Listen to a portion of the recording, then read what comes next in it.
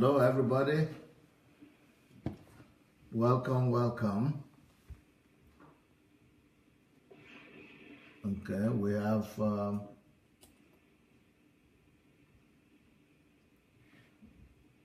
Sunday Yomo, Nikki Okereke, Mango Weni,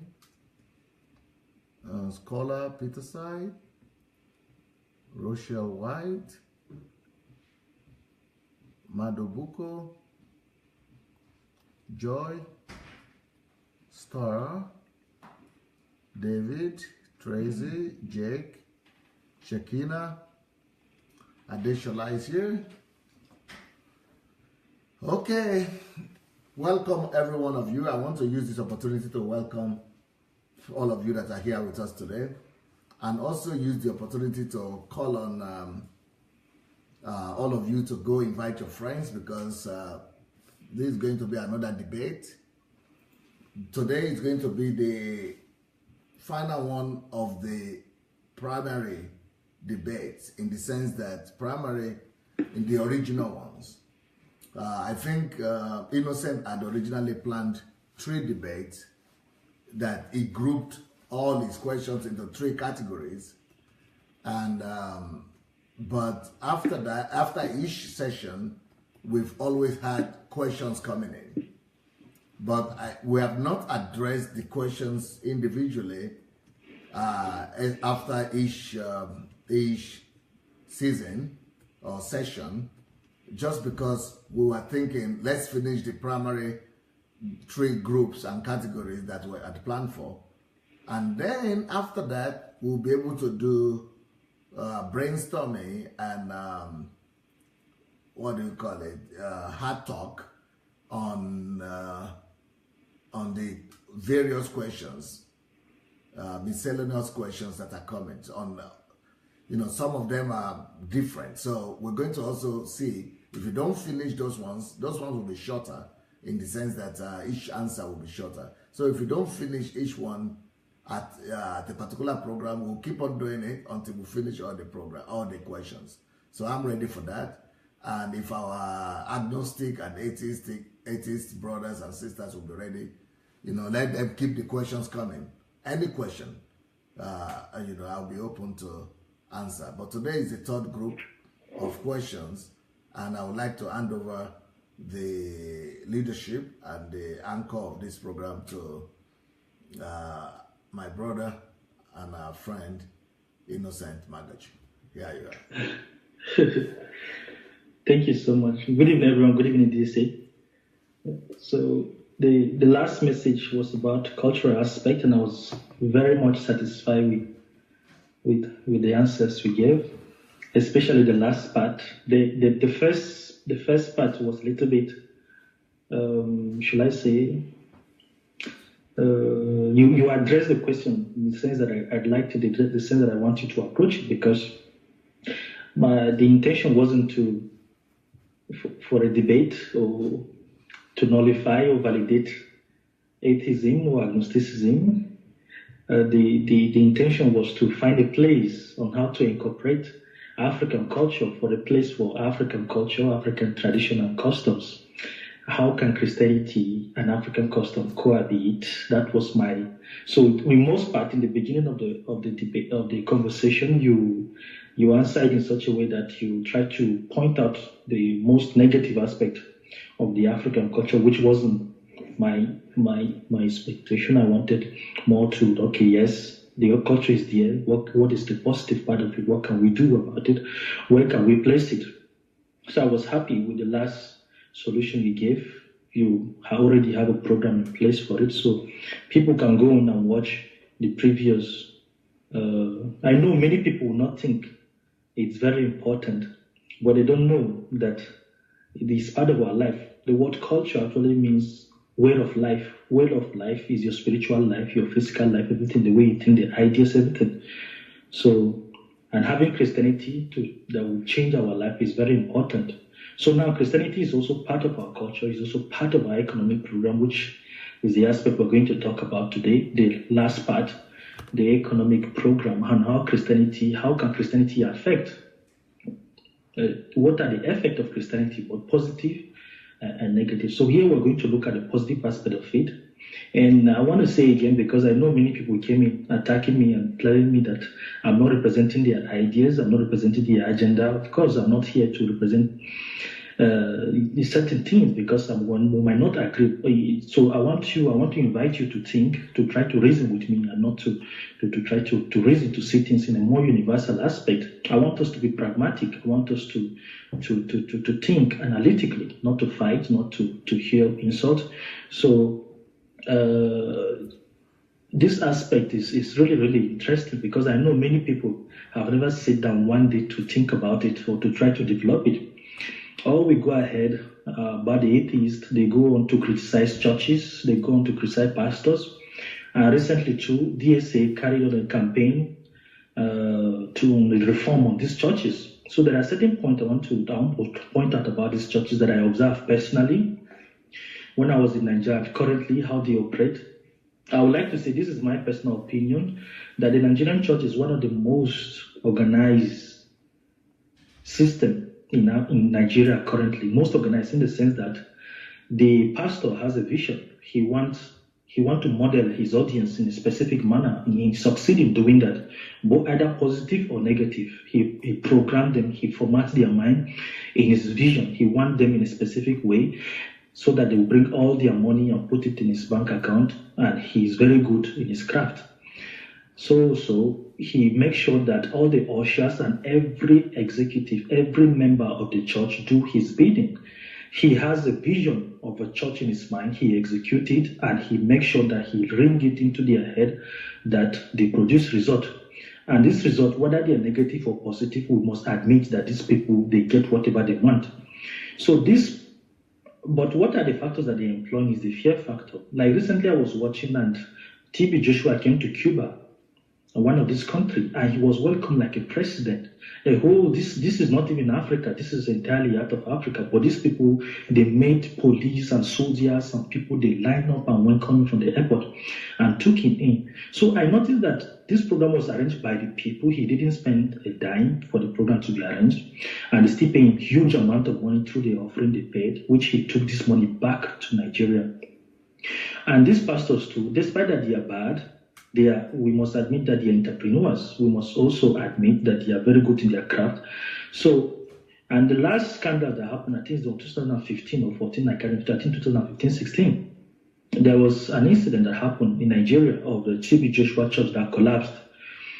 About 200 South Africans were involved. If I'm not mistaken, the figure, I think the figure is higher than that. A lot of people were involved. Death, the building collapsed on them.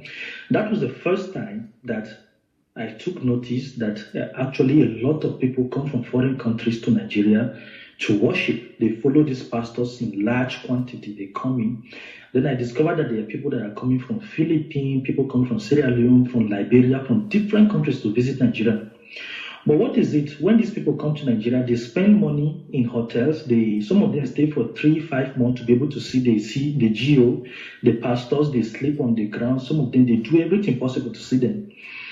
So they are coming to Nigeria. They come with a bunch of money. They try to give a pastor or try to spend. They spend money whenever they come. So whenever they come into Nigeria, they rent hotels, they buy food, they do a lot of things, which also help to improve the economy of Nigeria. Because somebody who produces akara will need somebody that will buy it. So this question surrounds the question of religious tourism in Nigeria. What do you think about that? What do you think about religious tourism in Nigeria?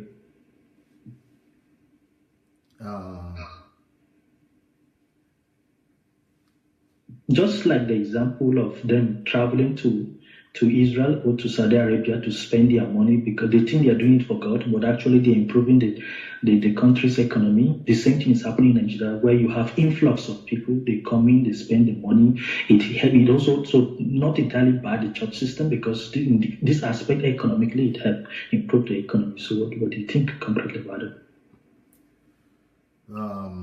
Talking about it in terms of religious tourism, yes, or pilgrimage,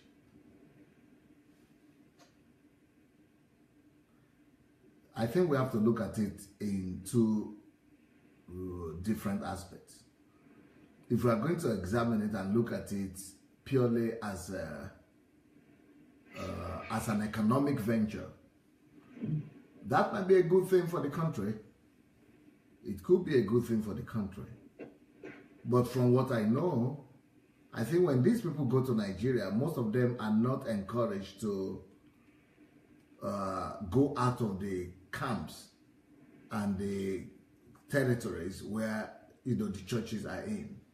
So I guess that the churches themselves have their own hotels, yes, their own restaurants, their own buildings, and those people just stay in there and spend all the money they have to spend within that vicinity without even touching the larger economy, the larger life of the people. Even though the money will still remain in the country, but it's more like the country is not feeling too much directly. Their impact is more like a kind of monopolized structure, the way these religious organizations are practicing it. But still, the country might still gain one way or the other, maybe indirectly. So, in that sense, we could see it as something positive, that tourists are coming to the country and the country is benefiting economically. But looking at it from the spiritual aspect, as a pastor myself,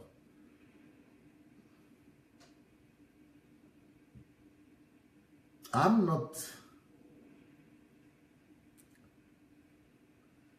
don't think I'm too positive, I'm too impressed, I would say.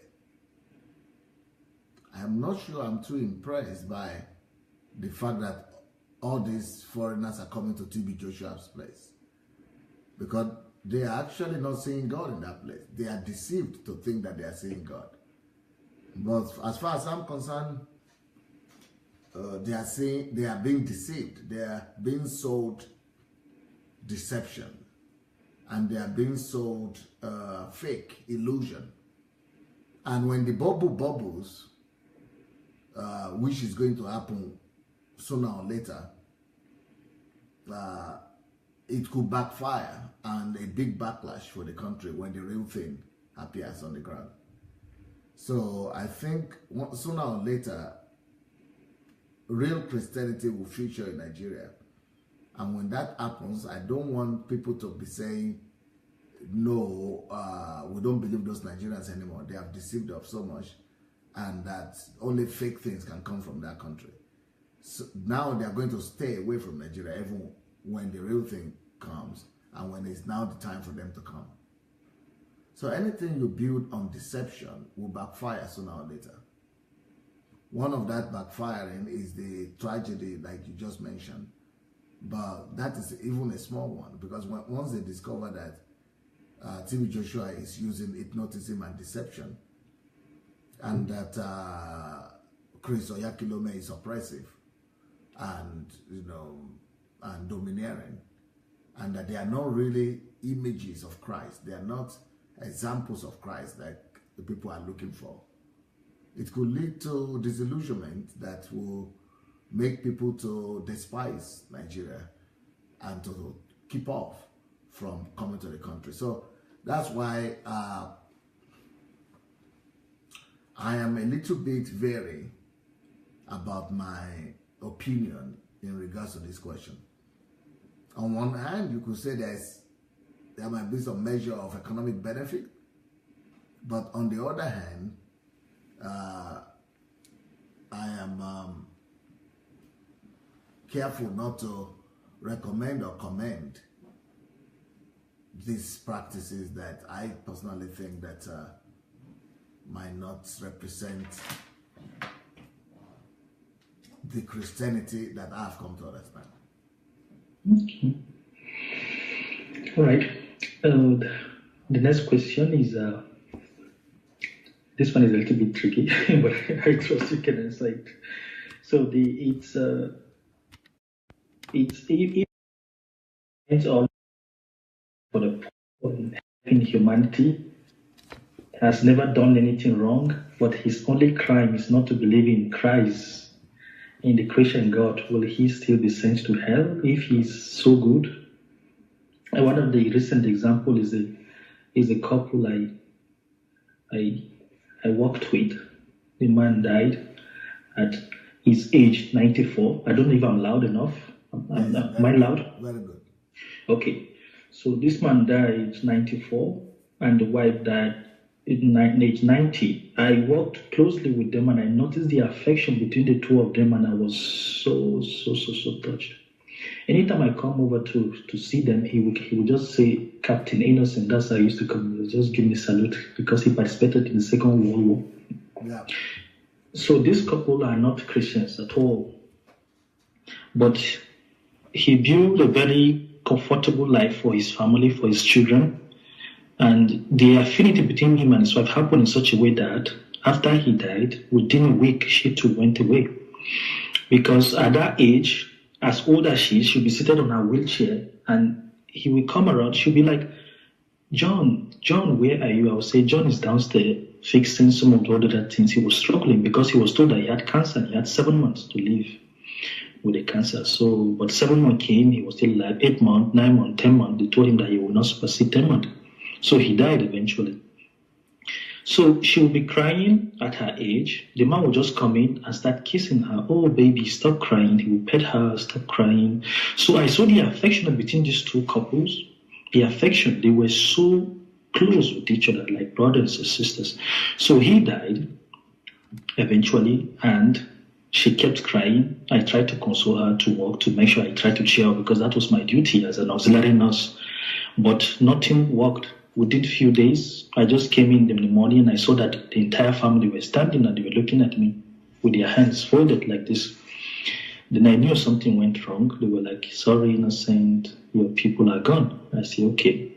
I felt really, really bad. So these people are not Christians, but they lived a very simple and a very perfect life. The couple life was super perfect. And this example, there are so many examples of people like that. And I will not talk about some of the good things they did to me personally. So it will hurt me if one day I found myself in heaven and then these people are born in hell only because they did not believe in the Christian God. But I do. But these are good people. They didn't harm anyone. They didn't hurt them. Or they didn't go to kill people around. They never lied for any reason because they don't have any reason to lie. Or probably the example I just gave of Dangote, if he spent his money in philanthropy, helping people, the poor, despite that he's a Muslim, what will happen to his soul when he dies? Will he still go to hell?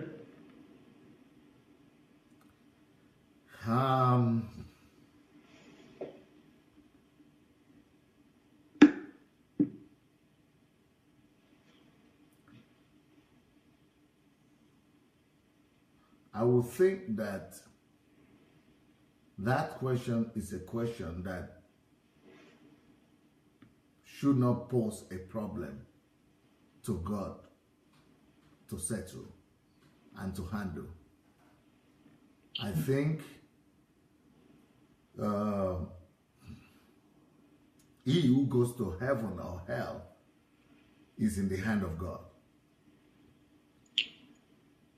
We believe in God, and we also believe as Christians that God so loved the world that he does not wish that any human being will go to hell. So God is concerned that nobody will perish. God's concern is that everybody will be saved. So we have to start our analysis from that vantage position. And that vantage position is the fact that God loves people so much that he himself cares that they will not perish, even at a time when man himself doesn't care for his own salvation. So I see the demonstration and the care of God for the salvation and well-being, eternal well-being of man going beyond any man's care about a fellow man. So, for example, you now, let's say you represent atheists and agnostics, people who don't believe that there is God, who don't believe in the Christian God. Nevertheless, you care enough that people who are good on earth will not go to hell. But if you could care as much, I just want you to know that God cares better. God cares more.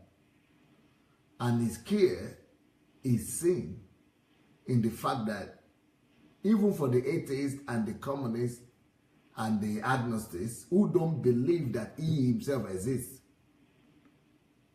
God cares so much for them that he keeps them alive every day, gives them provision of natural needs like sun, oxygen, everything.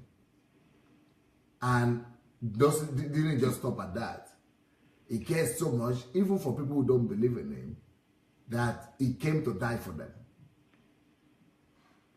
So if he would go to that extent and to that level of dying for the people who even deny him,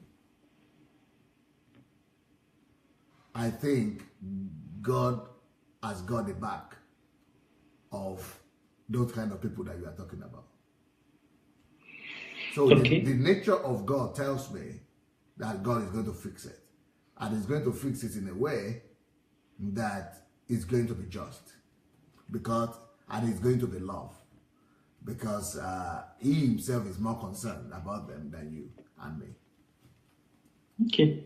That's really interesting, because I'm trying to look at this from the point, I don't know, I might be misinterpreting the standpoint of the Bible, because I thought the requirement might only believe, like you have to believe in Christ as your personal savior, because we have example of the Pygmy in India.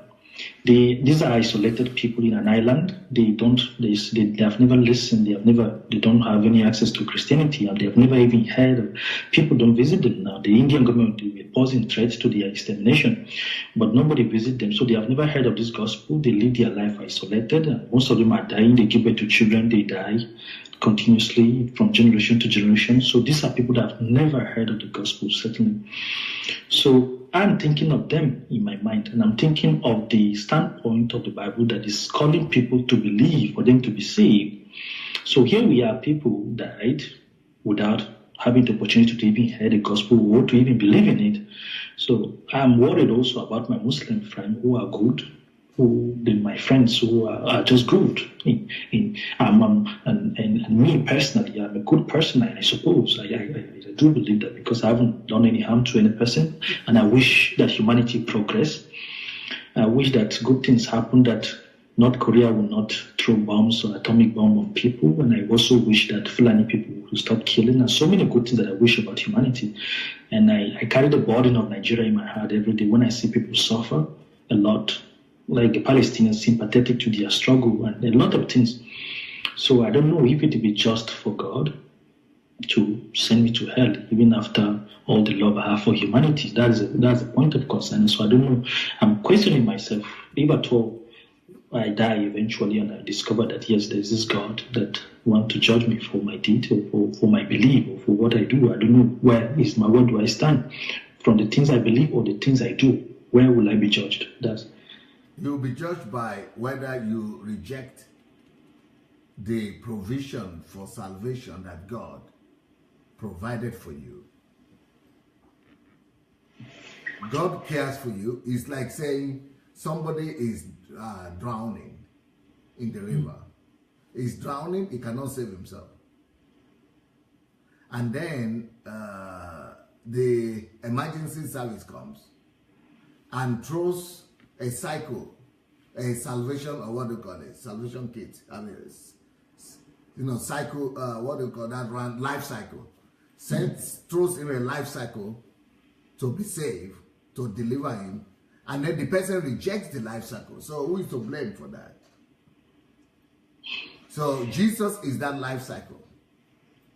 And if he cares for you to come and die, and he proved his love for you by actually dying, I think the most normal attitude and response will be not just to accept that life cycle, but to actually be grateful for it. So if we're talking about people who never heard of the gospel, people who didn't have the opportunity to listen to the gospel, it's one thing. But people who rejected the salvation is totally different. I think they're going to be judged differently.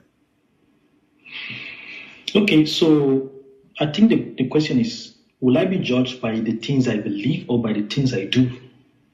Will I be judged by my act or by my beliefs?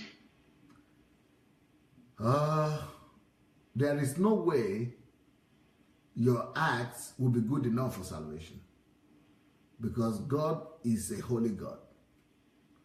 So he does not trust your acts, because your acts don't qualify you to stand near God. So you need help.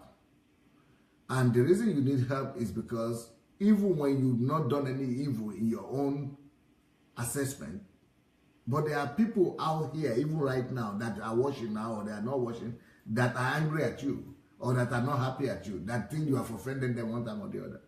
Even other human beings. So every one of us is at fault. Every one of us is guilty.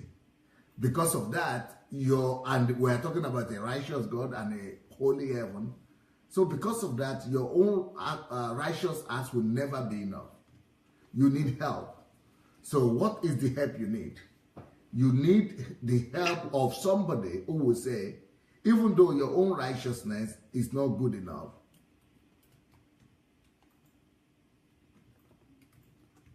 I, who is going to judge you, I am giving you a consideration. I am coming to your side to say, okay, your own righteous act, no matter how good it is, do not be fit to get you to heaven. But don't worry about it. I will purify you to make you qualify for heaven. So it's not about what you do or what you believe. It's about God's qualification. It's about you not being good enough and God coming to your aid to say, when it comes to God, his own level of righteousness is too much. His own level of holiness and requirement is higher than any man will ever be fit for. So it's not about what you do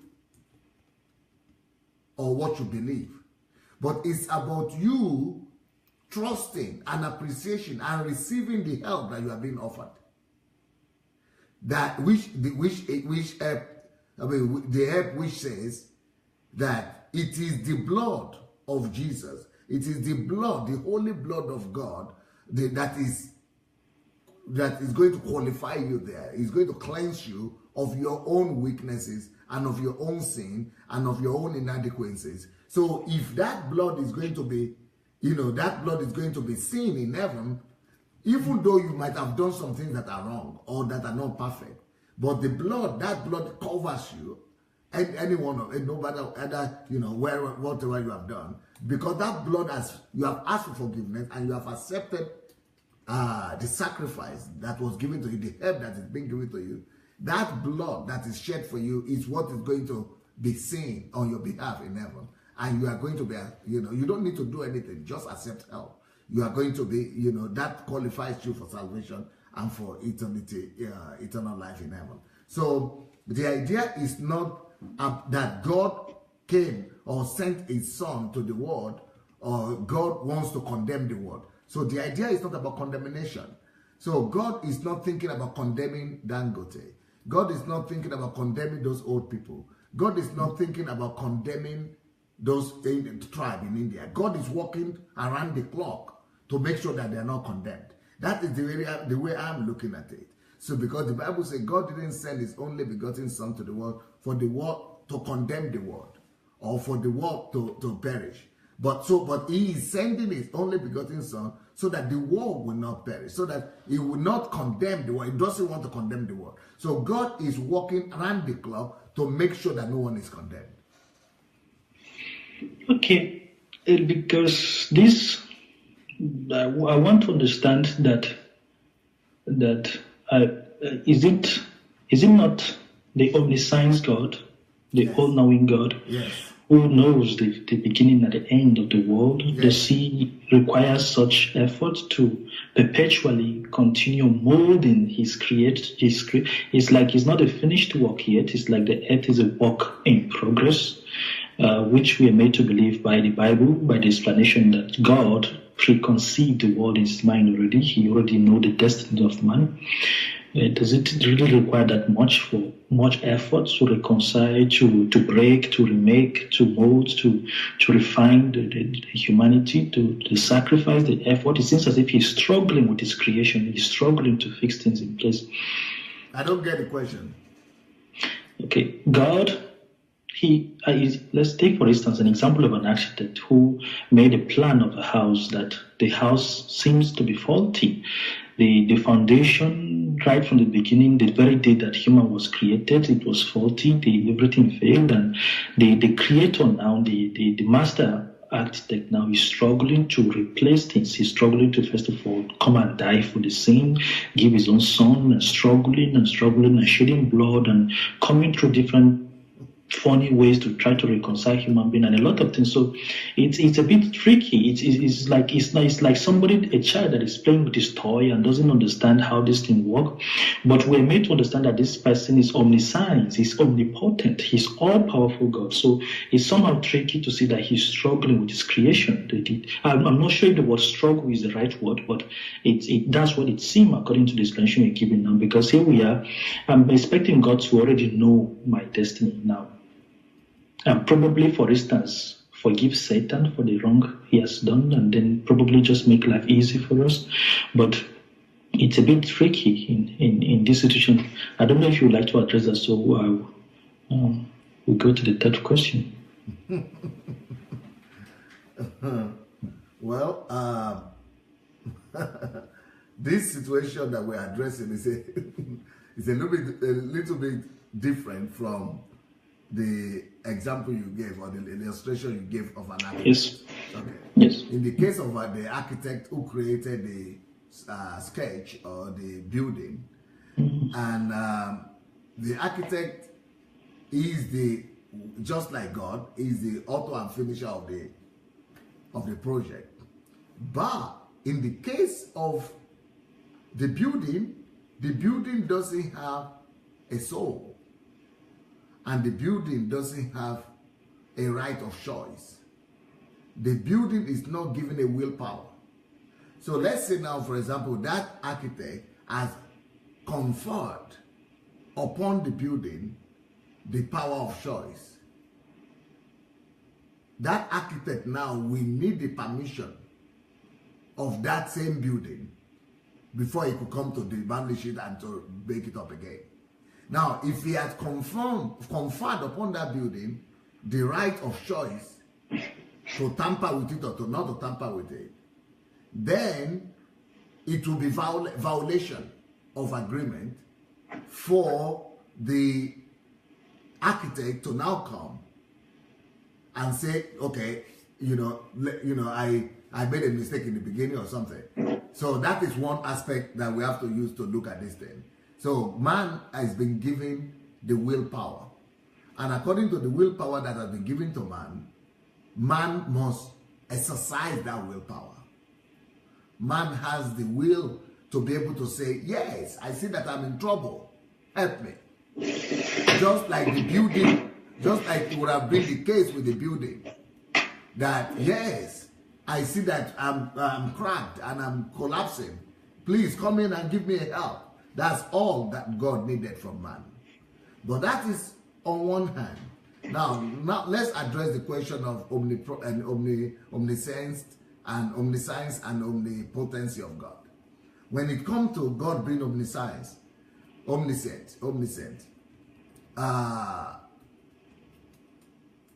all-knowing and all-powerful.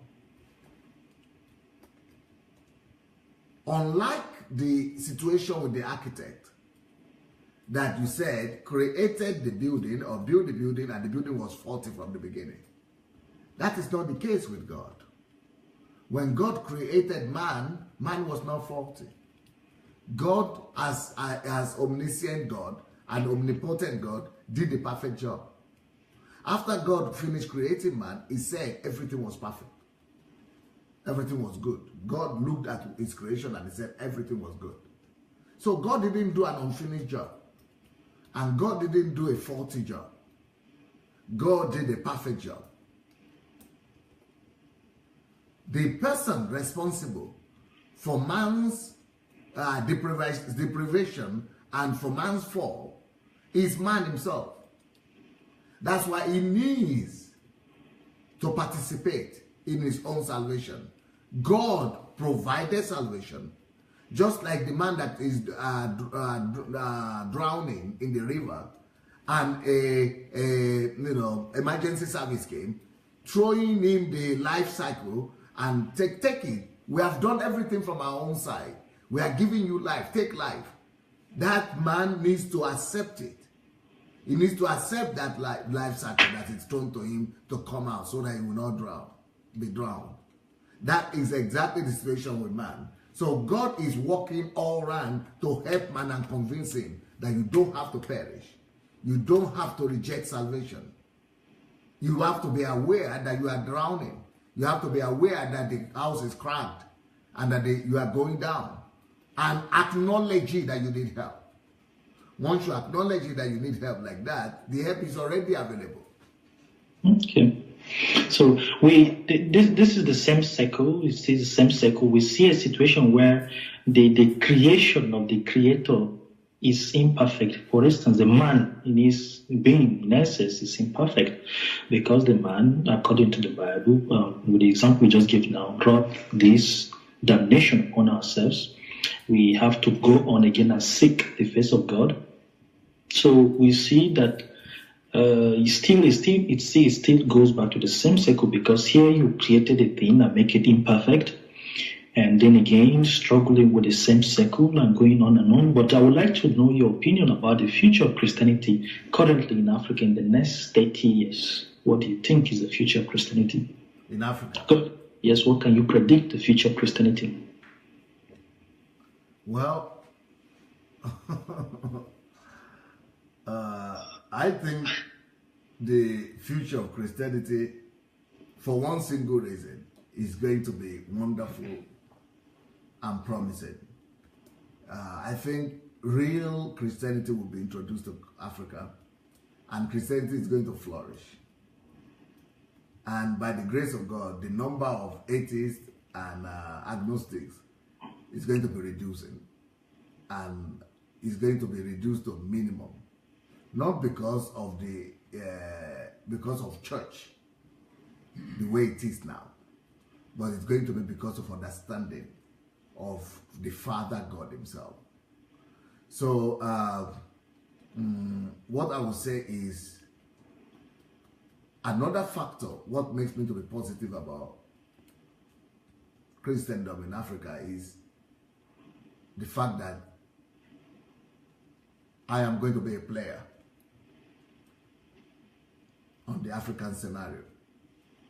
I'm going to be a player and participating in the emergence of the new Africa, and of the new church, and of the new Christendom in Africa. And because as a person, I'm just one man, one person, and as a result of that limitation, I'm forced to believe in myself more than I believe in others. I cannot answer for what other pastors or Christians are doing, but I can answer for myself. So to speak for myself, if by the grace of God, God will permit me to move to Africa, in the next 20, 30 years, Africa will be experiencing renaissance. Africa will be experiencing development, and Africa will be experiencing growth, and Africa will be experiencing explosion, economically, socially, spiritually. Because I know the God that I know, I am sure of this God that I know, I'm sure of the Christianity that I believe in, of the truth that I know, and I know that this truth is capable of transforming any society. So I believe that in the next 10 to 30 years, when I will be back in Africa, Africa will come alive as if Christianity is just coming back all over again. Deception is going to be wiped out. Truth is going to take center stage. And Renaissance is going to, be recorded in the African continent. I follow your teachings on the Truth series and on the Law and Order too. And in one of the series, you talk about development, how to use Christianity as a tool of development. And you personally also admit that the countries like Dubai that are not Christian countries were able to develop without the help of Christianity. But you think that Christianity, in one of the teachings, you were speaking concretely that these are the teachings, these are the value that Christianity brings. But in other side also, we also see that, yes, there are other countries that actually are developed even without the Christian values. So why do you think Christianity is necessary? Why do you think, what are they doing differently from Christianity in your own point of view? What are they getting, right? What is who getting? The countries that are developed without the help of Christianity. For we can give example of China, how they came on, they were fighting religion and things were changing gradually. We saw the zeal and the eagerness of the people to embrace reforms in their community without any, they didn't seek for a spiritual succor somewhere. They fought, they sweat. One of the example what they did, I remember one of the part of their history was there was a time they were being oppressed. I think now it will be around 1917, 18, 20 something, when the Japanese invaded China. They were occupied them and they were bombarding almost the entire city, killing millions of people.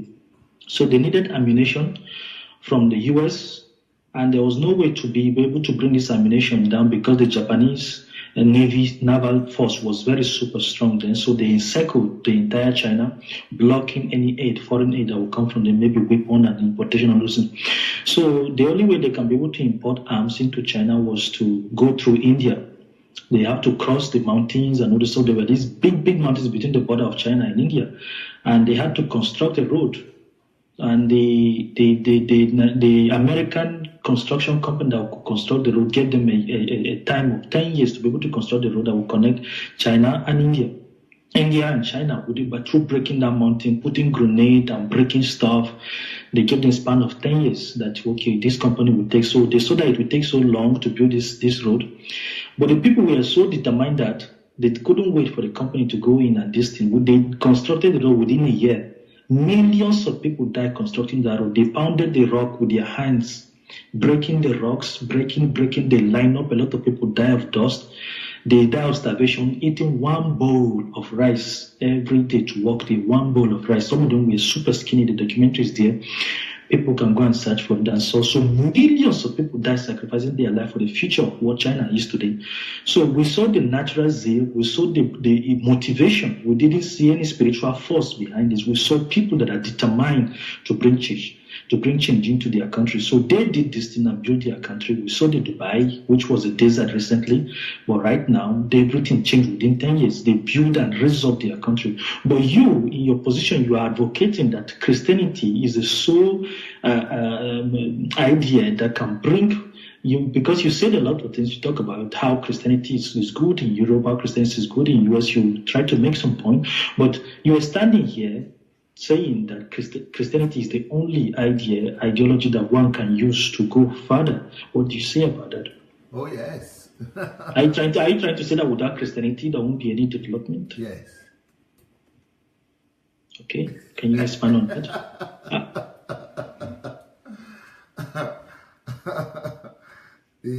Since you know me very well, if I had said this to somebody else who has not followed me and who has not studied me, they would just say I'm foolish and that I'm ignorant. But since you have already followed me for so long and you know me, I think by now you should have been convinced that I'm not ignorant. I might know something that you don't know, but I'm not ignorant. So if I'm saying something that people don't understand, it's because they don't know what I know. It's not because I'm ignorant.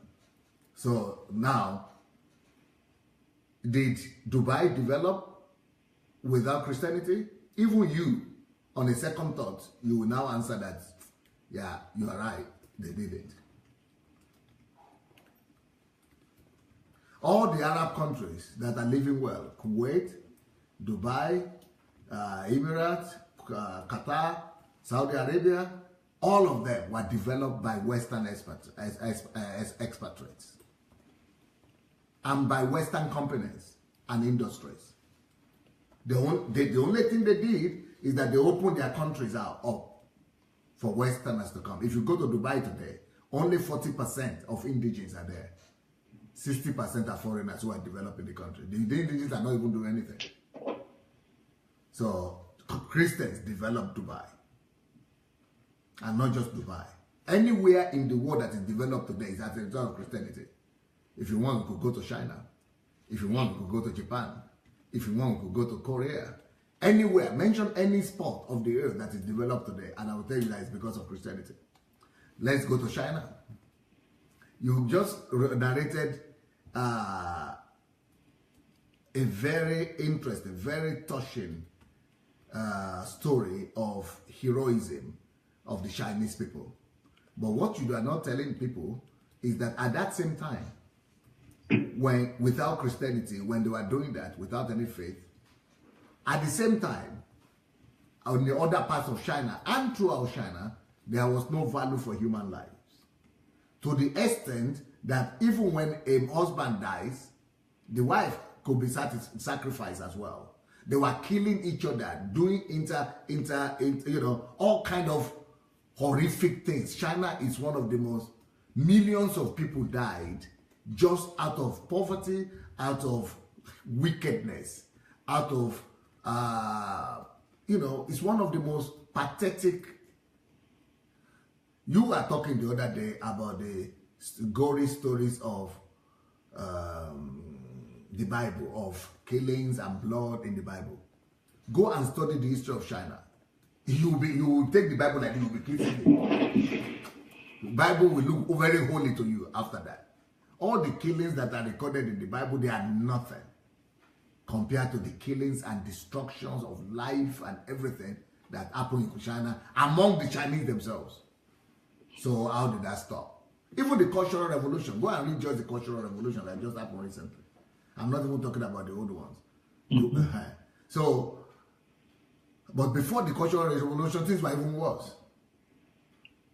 So now, there is no part of the world that has experienced civilization without Christianity. Because before the advent of Christianity and the coming of Christ, it was the whole world was ruled by one principle. The principle of strength and power. It is the survival of the fittest. You survive only because you have more power. Either it's political, or social status, or financial power. Human beings were not rated as equal. Christianity introduced first the concept of equality of human beings. It's a new doctrine. It's a know-how. The whole world never even thought about it, that people could be equal. In every culture, there will always be 1% or less than 1%, 0.1% of the elite, of the people that are the ruling class. And the rest of the population will be their slaves, working for them. Christianity stopped that. Christianity brought dignity to humanity and to man. Let's talk about other people's religion. Before Christ, most of the religions of the world, you can only die and sacrifice your own life. And they sacrifice people for their God. But Christianity stopped that. I say, no, it is rather our God that comes to die for us, so that we will have dignity and we will be like him. in his image and likeness. That's number one. Number two, women were not regarded as human beings in any part of the world before the advent of Christianity. Women were always second class. Children were trophies. So if you have children, they are your property. And you are blessed. But if you don't have children, you are second-class citizen. Even those children you can do with them what you like. Christianity brought civilization to the world. You want to talk about Japan? Before Christianity, they had their emperor. And as a man, and as a Japanese, you have to have you have a vow to die at the word and the request of your emperor, either through war or just anything. Emperors could demand for your life. They could bring your head. Just like the same thing with Africa. The same thing was happening in Africa and every part of the world. Wickedness and treacherousness was everywhere. Christianity put an end to that. So how did then Japan experience development, civilization? Very simple. Japan was a powerful military force because of wickedness. They were so wicked. That's what made them to conquer. And that was how the whole world, that was the way the whole world functioned. The whole world functioned through conquest. The more wicked and destructive you are, the more treacherous you are, the more mean you are, the more you can conquer and kill other people, the more powerful you are. Christianity stopped that. That is why someone as wicked as Napoleon, someone as battle-tested and Napoleon is crooked, but smart. Even someone like Napoleon said, before me, there was Alexander the Great. And he was somebody that I would say was as great as myself, because he was a proud man. And he was the only one that was able to build a bigger empire and win greater land than me. Of course, there was, what do you call it? What do you call this man from what is that? Mongolia? Genghis Khan. Yeah. What do you call it? Genghis Khan. Yeah, Genghis Khan. So Genghis Khan is Genghis Khan. Genghis Khan. Yes. Okay, Genghis Khan was there also. He was one of the great ones. But Napoleon only recognized himself and Alexander the Great. So he said, but all of us that were great men in history, including myself and Alexander the Great, we became great only because of our conquest. Genghis Khan also became great because of his conquest. Genghis Khan, but that is all based on wickedness and destruction.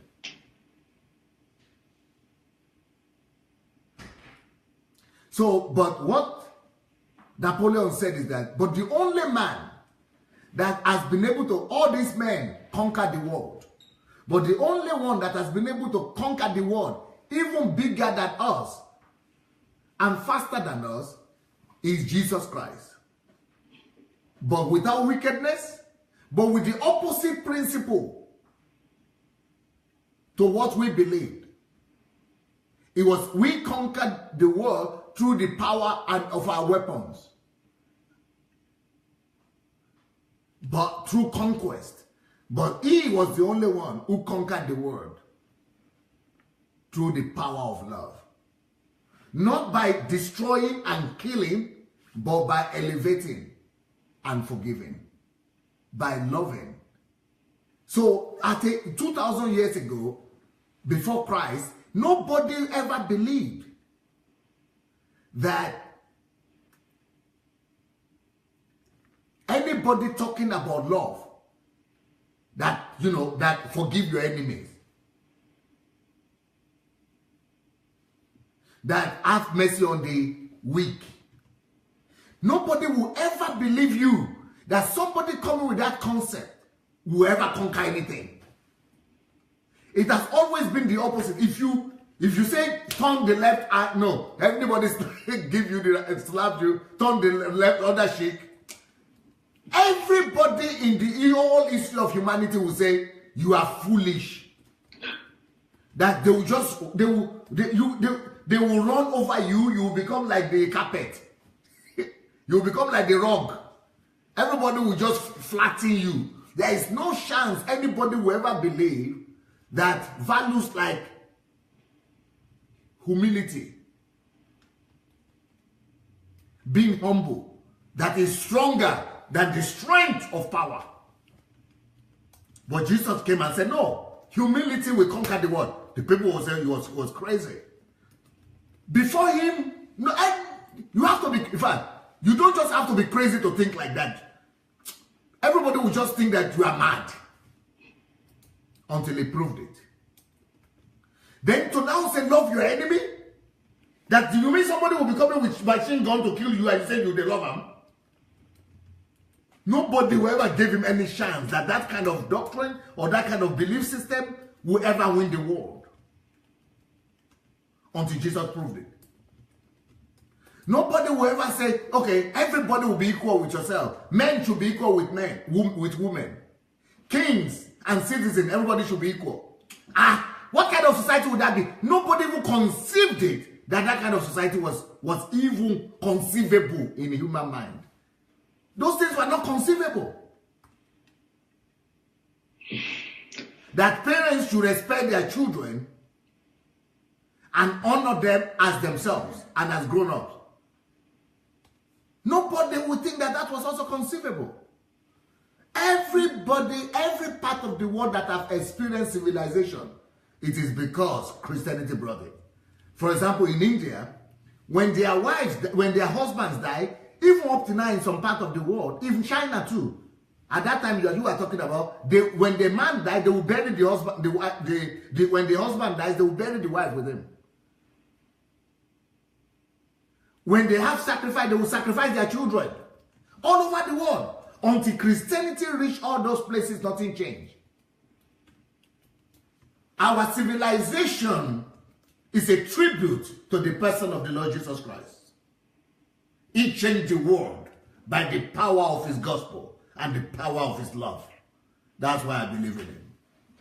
Okay, well, that's powerful. They say before the coming of Jesus Christ, 3,500 years ago, there was a philosopher that existed. He's called Master Zeno. I think people can search him now. This yes. Master Zeno. Yes. He actually made the statement that said, "Do unto others what you wish to be." I don't know. I've forgotten the right word. What you wish others to do to you, but he never practiced it. Go and read it. And he never conceptualized it into a community. Talk less of into changing the world. You see, anybody can say anything. The difference between me, Pastor Sunday right now that is here, and any other person that could talk about the gospel is because of what I do. The pudding is in the eating. Okay. It's in the eating, all right. Okay, but we know recently that slavery, the transatlantic slavery ended 150 years ago, not more than 2 centuries. And the pioneers of this so-called Christianity, the Europeans mostly, who pioneered this campaign of spreading Christianity all over the world, we are the perpetrators of this evil act, which is just ended recently, and not until recently. In short, recently, around 1910 in the US, I think not US, I think Germany, one of this country, there was a child that was human zoo. These are the so-called pioneers of this gospel of Christianity. They perpetrated. That was in Belgium. In Belgium, thank you.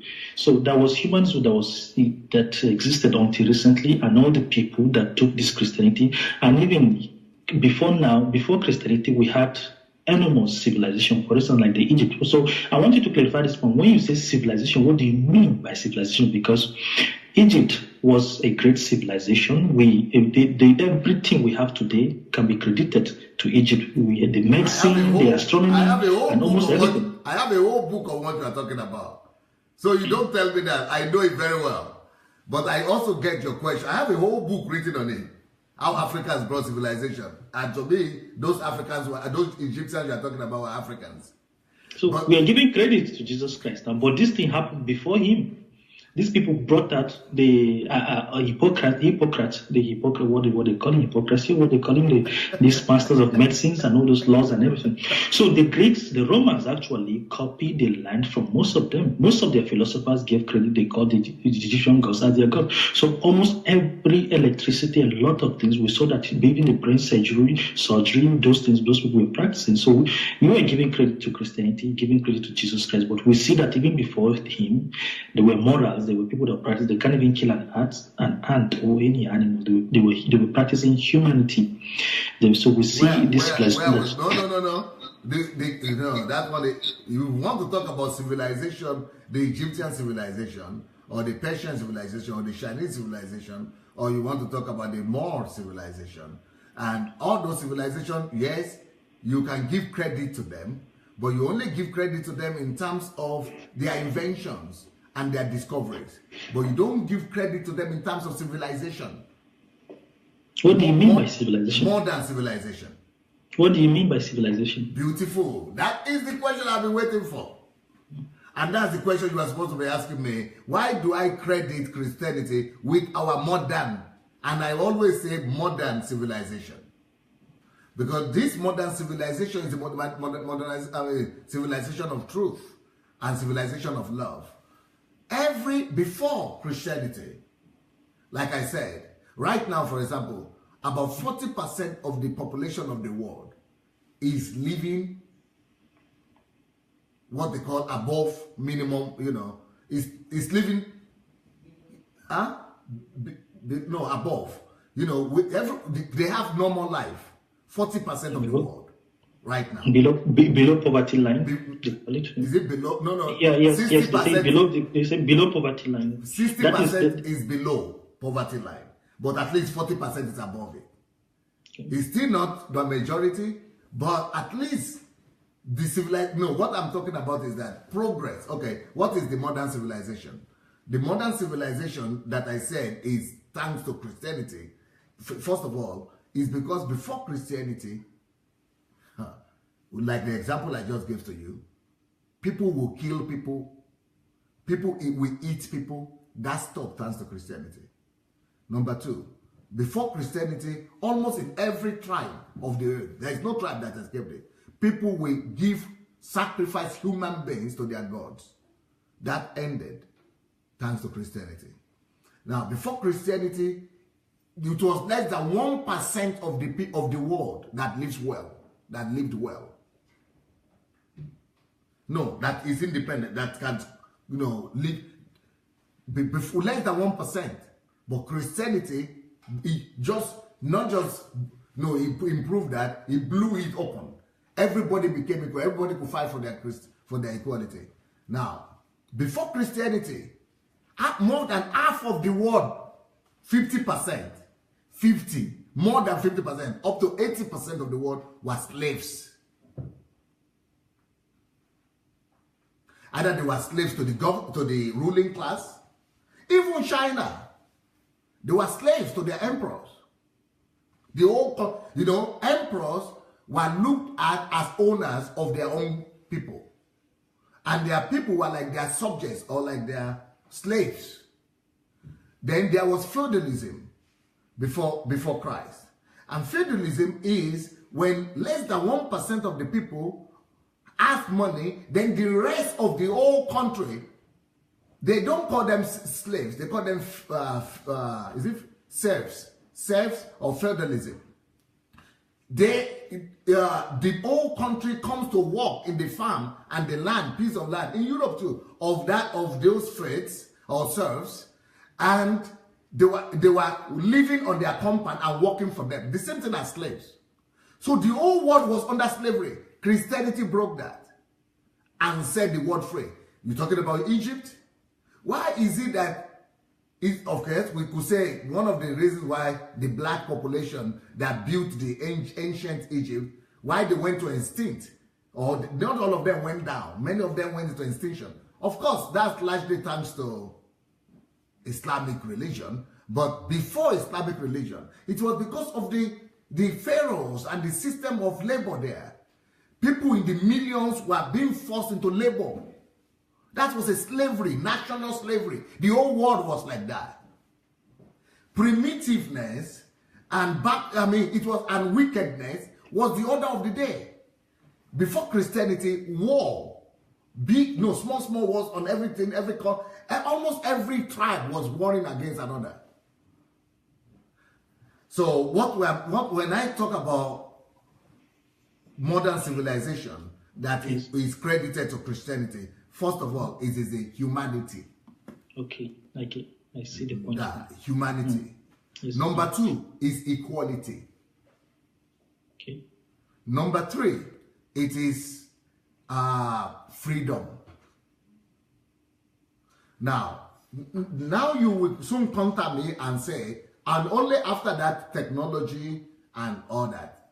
But before you contact me and say, but what will I say about the Christians who enslaved and the black people and sold them into slavery from Africa to Europe?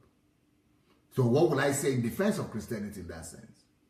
And sorry, in addition to that, before you go further, one of my favorite Christian songs is called Amazing Grace, how sweet the sound that saved the soul, the wretched soul. That's me, na na na. And the person that wrote this song actually was a huge slave owner. He's a British man. He was not a slave. It was not Isaac. He was not a slave owner, Sir Isaac. He was not a slave owner. He was the captain of the ship that transported slaves from Africa to be sold in the Western Hemisphere. So he was not directly a slave owner himself, but he was working as a captain of the ship that was transporting the slaves. He was working for the slave owners. He was the captain of the ship. And the ship was named Jesus? No. It's not the ship that... it's not Jesus. He was, let me tell you the story. Jesus came into the picture much later. And the reason why he wrote that song is because he became a Christian. And that's what I want to answer. That's how I want to address the question. When a man like that, he was a Scottish man, Englishman, that was into this business of selling slaves from Africa. Buying them or conquering them or taking them from Africa and selling them. But he was not the only one. His own field was in as a captain, taking care of the ship and transporting them. But there were people but it was a whole mechanism in Europe. But when you and people like you who are atheists and agnostics say these things were penetrated by Christians, it's not true. That's a lie. It is not Christians who did slavery. Now, the problem with atheists and agnostics is because white people, to them, every white person is a Christian. Just like right now, if you go to an Arab world and you go talk to an Arab and you say you are a European, white European, they think that every European is a Christian because you are white, you are a Christian, you are coming from Europe. Because they are thinking that Europe, every white person or European continent, everybody is a Christian in Europe. Even Muslims who are living in Europe, America, they are still thinking that the people, all these Christians they are seeing, who are doing pornography, who are doing all these things, all of them are Christians. But we know that the fact that you are born in Christian country or you have white color doesn't make you an automatic Christian. Most of these people that practice slavery, they were not Christians. And the people that were doing the museum, the museum of black people and showing them like that, they were not born again Christians. They were born in Europe. They would go to to church on Christmas or on Easter. Some of them never even went to Christmas. Not everybody who is European is a Christian. And the fact that these people were bearing Christian names like John, Jonathan, that's what their parents gave them. But they were just commercial people. They were entrepreneurs. They were business people. They were greedy people. It's just like saying you are saying Napoleon was a Christian. Even though it was at the end of at the top of a Christian nation, so to say, or Western country, or even all the presidents, even today, the fact that they are in England, they are president of England, president of something, or kings, that doesn't mean they are Christians. Most of these people didn't even believe in Jesus or in God. It was just a tradition to them. It's just like saying, looking at me now and say that because I'm a black man, then I'm a voodooist, then I'm an animist, or that I am a juju person or Ifa person. It doesn't follow. So now that example you are giving, that Amazing Grace, the person who wrote Amazing Grace, the way this thing is being propagated among the atheists, and especially among the black intelligentsia, the African American intelligentsia, is that man is a Christian. And because he's a Christian, that's why he wrote that song. And they are using that song as a confirmation that he was a Christian. Amazing Grace is still being sung today. But they will not tell you the truth about that song. The truth was actually that after he was in the process of him transporting black people like that, that is actually what led him to Christ and to salvation. He was a participant in it. He was also beating them. He was also killing them when they want to fight or rebel. He did all that. He as a European, but not as a Christian. It was in the process of doing that Jesus appeared to him. And he converted to Christianity and resigned as a captain from his job and wrote that song that how wretched I was. Amazing Grace. You look at the words of the song. You will see that he's telling that I am the most wretched sinner. I am the most condemned sinner. I don't deserve forgiveness. But thank you for dying for me and for forgiving me. And he became a promoter of freedom for slaves. And became an abortionist after he became, abolitionist after he became a Christian. Okay. That's when he wrote that song. What will you say to the African atheists now? If you're given the opportunity to address them now, because I know many of them will listen, what will you say to them? The African atheists, first of all, should not make the mistake of believing the narratives of...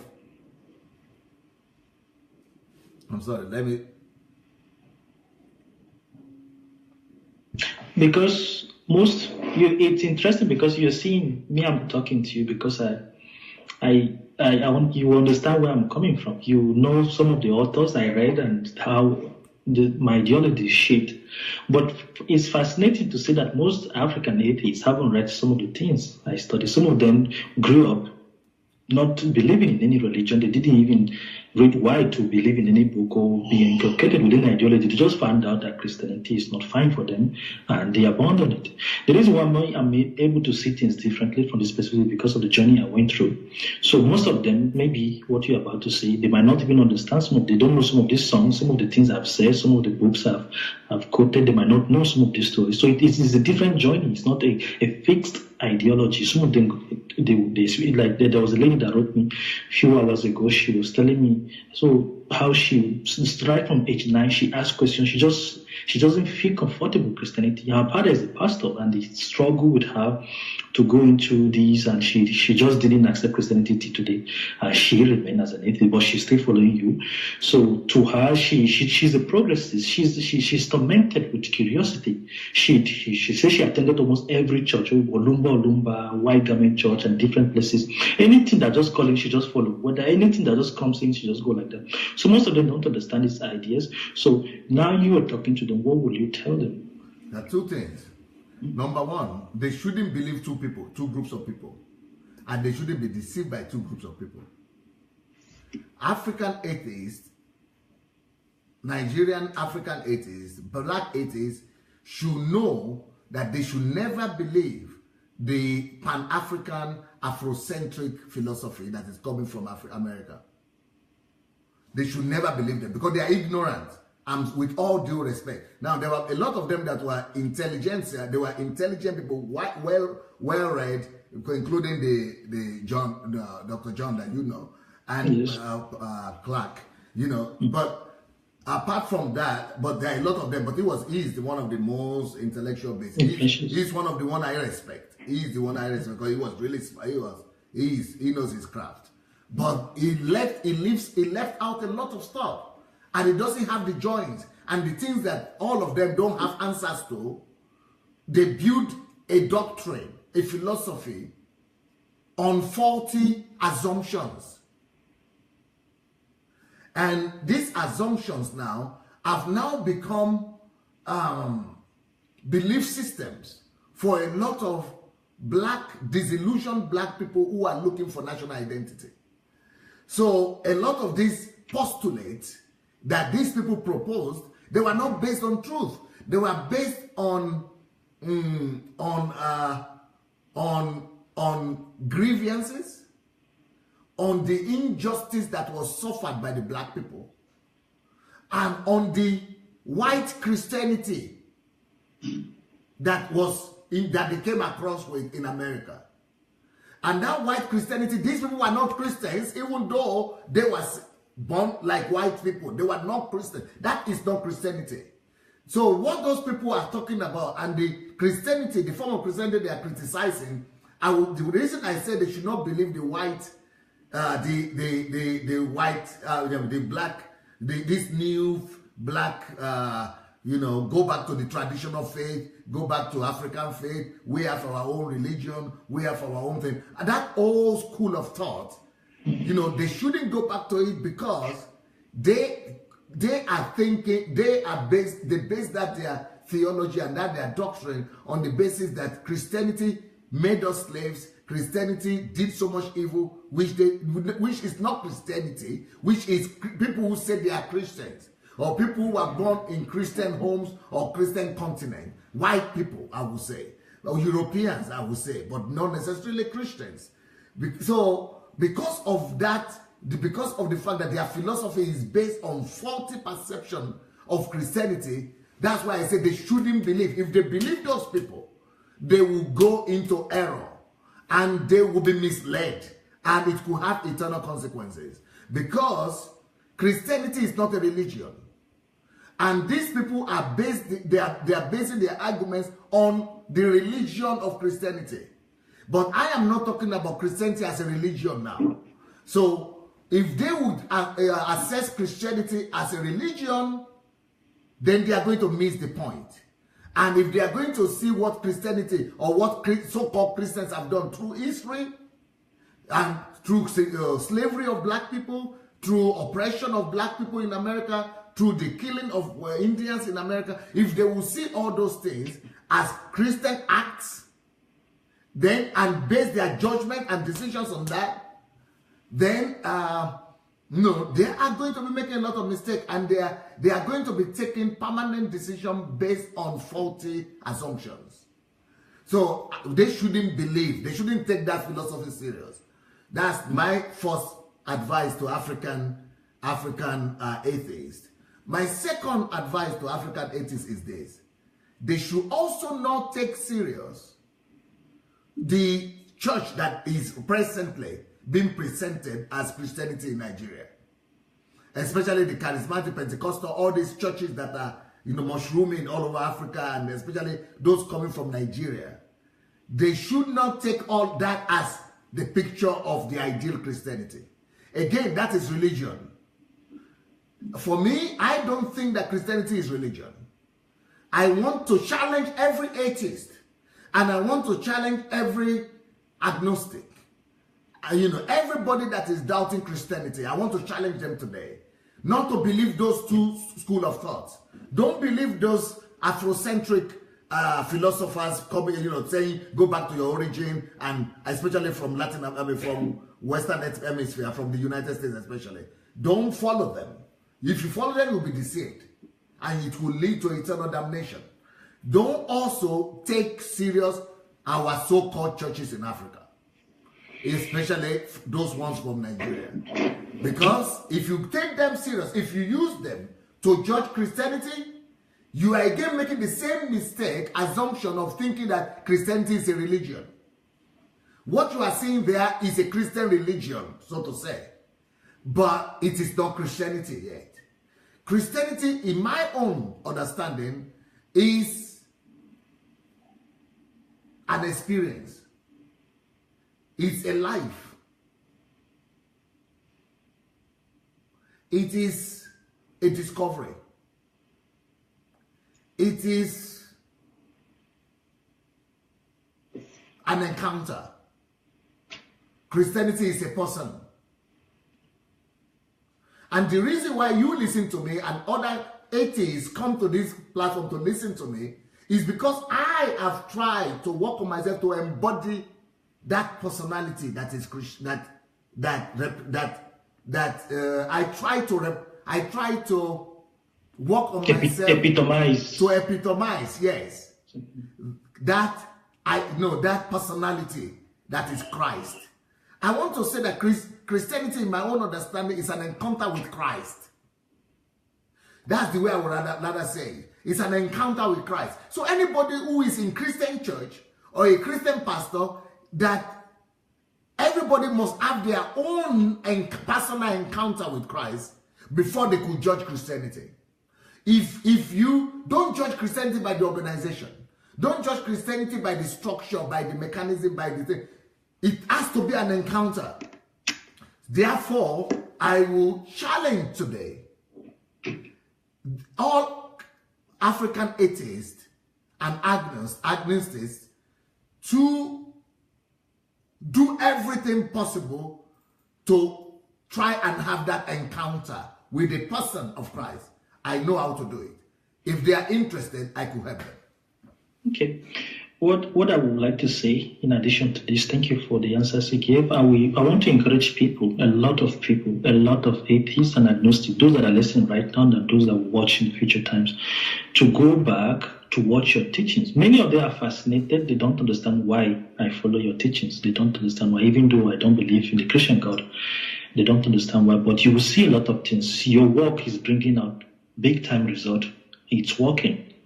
And I confess in the previous interview that we did, I said, if personally I would discover that Christianity, whether Islam or Buddhism, anything at all that can be used as a weapon to develop Africa, to set up a moral standard for our people, at least that will promote humanity, that will develop our community, I'm ever willing to lay my life for it. So that is the form of pragmatism I want us to apply whenever we are approaching religion, not just to be close-minded. You know, you made mention of the Afrocentric view, and you made mention of the second part, but I'm not sure all African atheists, those that are listening right now, I'm not sure many of them will agree. Most of them will claim that they are scientists, and most of them don't even know of this idea of this Afrocentrism or Pan-Africanism. But these are some of the ideas that we develop personally. We personally have an association organization, my little group, to promote Pan-African ideas. These are my ideas, but I know that there are a lot of atheists today, a lot who had their personal experience, but they don't even, they have probably, most of them never even heard of the word Afrocentrism. So they might not know about Sheikh Anta Diop, they might not know about Dr. John Henry Cloud, they might not know about Johanna, they might not know some of those ideas, they might not even know about the American movement. But personally, I read some of those authors. I read Dr. John Henry Cloud. I respect him, but I was smart enough not to believe what he said. I noticed that there are faults in most of his ideas, but the person I respect so much till today is James Baldwin. He never came out to claim that he's an atheist or an agnostic, but he was a pastor, a Baptist pastor. He was more a writer, right? Exactly, he was a writer. So, but in his writings, I read a lot of his books. There is the one he called it The Fire Next Time. One of my favorite books. But he too was writing from the school of thought of viewing white men as representatives of Christianity, as Christians. He was calling them Christians. And that formulated his environment. You are talking of people that grew up in a certain environment. I read his book and he never said anything like that. His books are more pragmatic. That is the reason why I admire him. In one of the books he wrote... But in his book, you will see that he's always fighting for freedom. Right? The reason why I admire him, that is for that singular reason. Because he said that he was a Baptist church. He talked about how he was preaching. He was at the back of the pulpit, how he was cipher. He knew the craft of preaching. Yeah. He can manipulate people with sweet words. Okay. When he abandoned Christianity, he fought Minister Louis Farrakhan. They found one of the movement of the Nation of Islam. He fought him. He fought Muhammad Elijah, because these were the founders of the Nation of Islam. They were trying to drag him into their movement. They were trying to, but in his ideologies are subtle. So I would like to recommend his work to most people, because I know his work. He's very practical. Yes. And the good thing about him, what I personally like about him, is that he's an original thinker. That's and true. he thinks out of the box. That's true. But I'm talking to you about the basis of his disillusionment in Christianity, because of the inequality that he saw around him. Now, the reason why they had a clash with Minister Farrakhan? No, before Farrakhan, that Elijah Muhammad. The reason why he had a clash with Elijah Muhammad was because at that point, Elijah Muhammad was becoming very popular, and he was trying to convince all black people like him that the only way out for black American, including Baldwin, is for them to embrace Islam and to go back to, because Elijah Muhammad was trying to also say that Islam is the African religion, a lot of things like that. But this man is too smart, and this man is too pragmatic, that he is just against things that are not working all right in the society he was in. That's why I'm telling you that you are talking to me about people who grew up in a certain environment. They were molded by their world. They were molded by the injustice of the world they grew up in. They were molded, they were conditioned by the realities that they encountered. And the Christianity that was sold to him, it is the same thing. He is seeing the world through that Christianity that was given to them by white people. And he didn't see that Christianity as being justified with real life. It's the Christianity that he saw, and then he is believing that those things are just being, it's a distraction to black people, and black people, it is not, it doesn't have anything to do with the real life. But what I am saying is that if Baldwin himself had lived at a different time, his belief system would be shaped differently. I get your point. You were saying that he was born into that atmosphere of slavery and all those things, but he was not born into it. It was after he was born after slavery. Yes, he was. Of course, it will still shape his thinking. But in his book, this particular, I would say, if you read, you will see the idea behind his book. It's called "The Fire Next Time." He quoted Bibles, a lot of things. His movement, how he became here. He lost faith in Christianity. So he never hated the white men. He never talked about them being Christians. He talks about having friends that are Jews. He talks about his sexuality, how he was an homosexual. He talked about the hatred, how he came to France and lived here for a while and went back again. So he also didn't find satisfaction in Europe when he moved to Europe. Yes. He didn't find satisfaction because he was living at a time when everything, you could say he lived ahead of his time. Because if he had lived now, for example, people would have said his lifestyle people are more tolerant to his lifestyle that he had. But that time, it was condemnation. So all those things also formulated his belief system. And I would not say that God doesn't love, even homosexuals. Mm-hmm.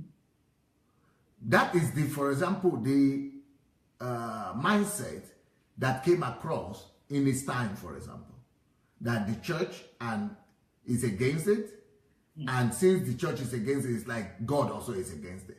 God might be against the sin. My own position is that God might be against the sin, but God loves everybody.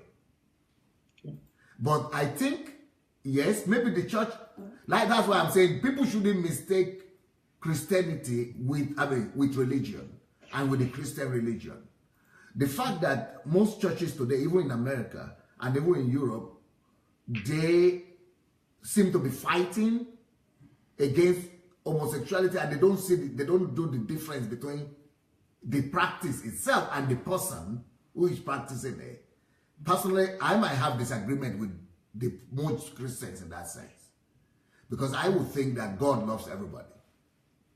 Okay, so that's fantastic. I think this revolutionary movement into Christianity. I know most people will be impressed with this thing you just said now.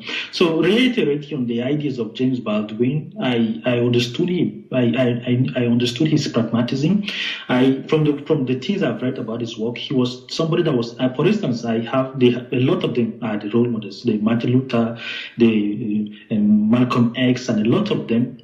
Most of them that I've read their work, he is the only person I actually admire, because he told that there's something he said that I would like to quote. He said to the black people, he was having a conference and talking to white people. He told the white people that they committed a lot of atrocities, that they should not forget that the black man is capable of committing the same atrocities they committed, but what he is trying to do is to avoid these things, to make sure that the black man doesn't commit the same mistake that the white man did. So he was talking and addressing directly to the Nation of Islam, or the movement they took. He was addressing most of the leaders, the black leaders that were in his era. So he was very pragmatic. He criticized Elijah Muhammad, his principles. He criticized some of the faulty, even the nationalist movement that they were trying to do. So he has fantastic ideas. So I would like to understand from you right now, what would you think, what would you say if you realize that all these things you have been talking about, with the reputation you have made for yourself, with the works you have done, everything, and you put all your hope in Christianity, you're promoting these ideas, what will you do? What will you say if you realize that Christianity was actually fabricated and falsified? What would you say to your followers? First of all, I would like to say that James Baldwin, I read his work and I listened to him. He even has video. They have videos of him up to today in films, documentaries, and video of him on YouTube. You can go and find. I listened to him and I read his work, but he's not proposing anything. Okay. He's just addressing local issues, resolving, that are good and for the time and for black people, and trying to create harmony and a more harmonious society. But it's not proposing any answer for eternity. It's not proposing any solution for my soul. It's not proposing any solution that will be, that will last me, that will be good for me here on earth and in eternity. I just see a lot of weakness in their philosophies. But in his own, as a writer, kudos. He's one of my best as well. And then, but and I like what I like about him is that he's a common sense guy. He's a down to earth, common sense guy, practical guy, and the things he says will improve people's view about life. And there is even a movement that is started now to commemorate his life. So there is a group now that is a movement that is started in America commemorating his life. To black people, it's not as popular and not as big as the move for Martin Luther King Jr., for example. But it's there, and they are growing every year, little by little. But that is about that. Now, concerning the question that you asked, that's a very tricky question. But for me, that question doesn't even arise. So let me say it, if I understand you very well, that what about if I realize that all this belief that I've had about Jesus and about Christianity at the end of the day is false, right?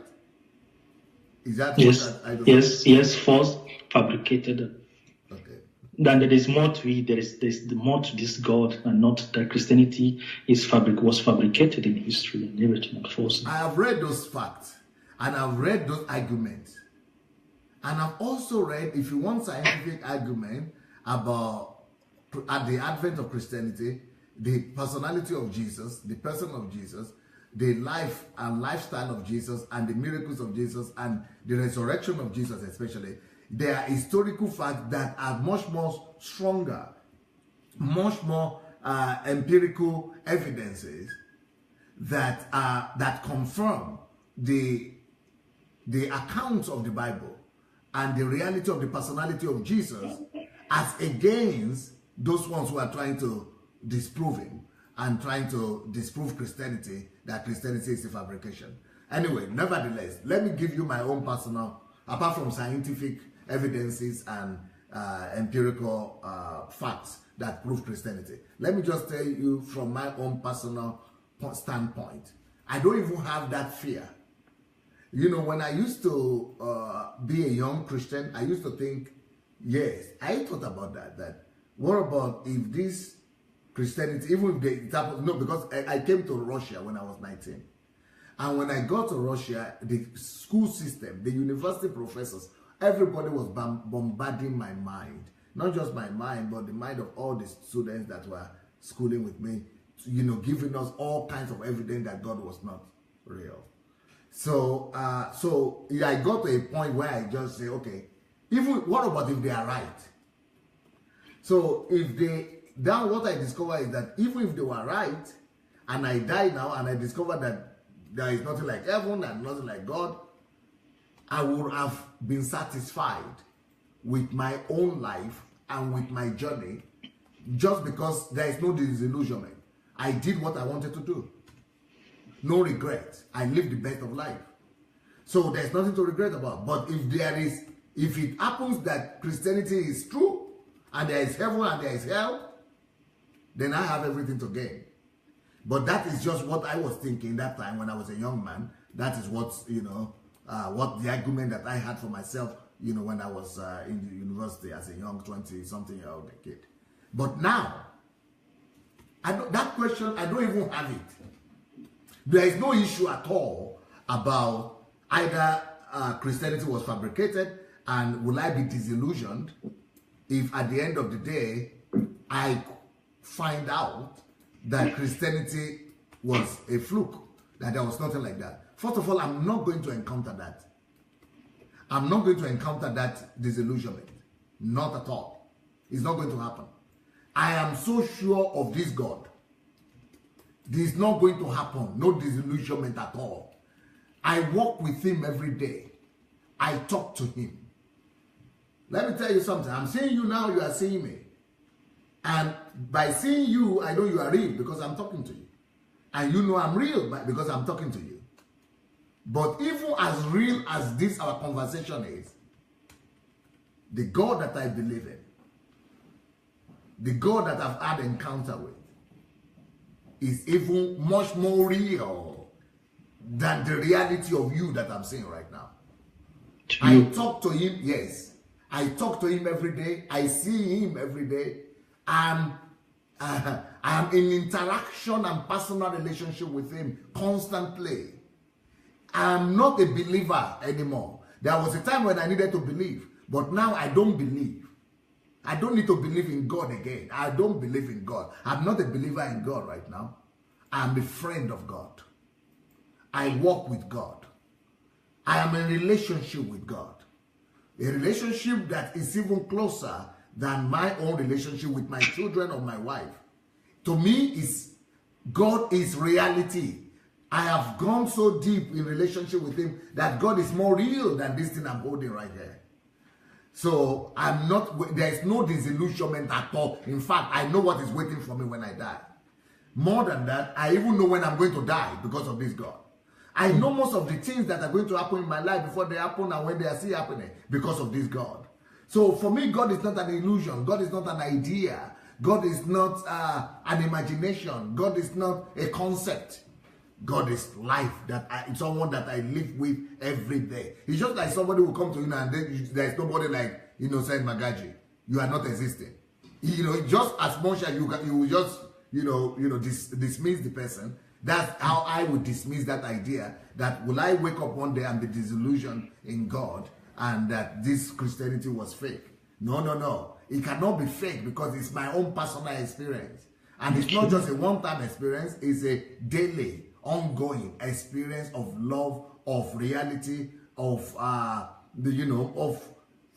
physical and spiritual adventure on a daily basis. So that question is not even there. The only people that might be shocked and might have the shock of their lives when they die are the atheists and the agnostics. They are going to have the shock of their life because I know for sure that they are going to be shocked because they are going to discover that there is a God and there has always been a God that loved them, that created them, that sent them out here on a mission, that cares for them, that is waiting for them to carry out the mission and the assignment that is sent here for them, that is so patient with them because of his love, that is waiting, he's not destroying them, he's not condemning them, waiting for them to come and come to the understanding of him.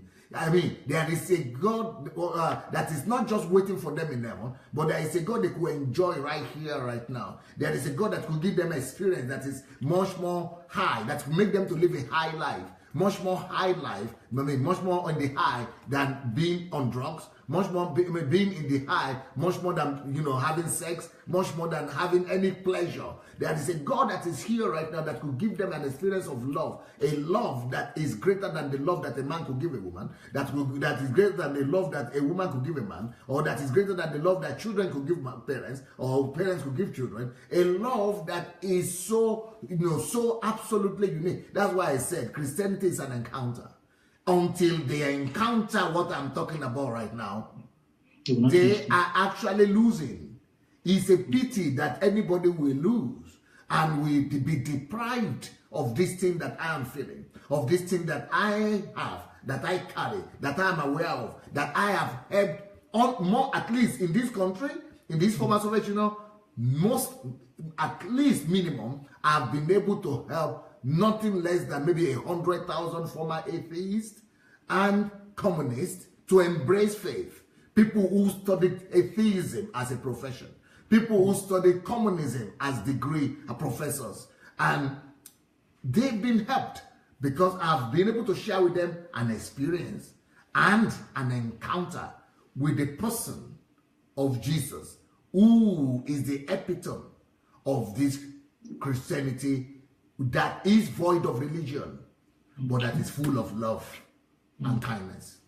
I thank you. I see that our time is getting closer. You're a man of passion. You live this passion. You don't just you sound very certain and very sure that you're not living in a world that you created. So it might be certainly you did not consider God in your mind. Probably you're living in an El Dorado that you decided to create it in your mind and believe that this is a perfect world, and you helped others to also help to experience this. So that's when you speak, that's what I see. I see the passion in you. So our time is getting off.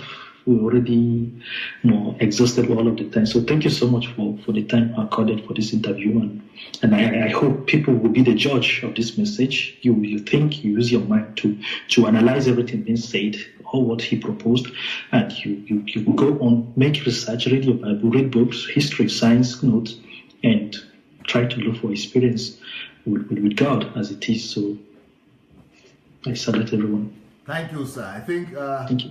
We are going to be coming on in the next 15 minutes for the next program. And Bayowa will come now and say bye-bye to people and let them come. Welcome people for the next program that we're having. It's already in the next 10 minutes. So Bayowa, sit down and say bye-bye to people. Hello and bye, guys. Bye. Thank you for joining. Innocent, thank you very much. So we'll see you in 10 minutes. Bye.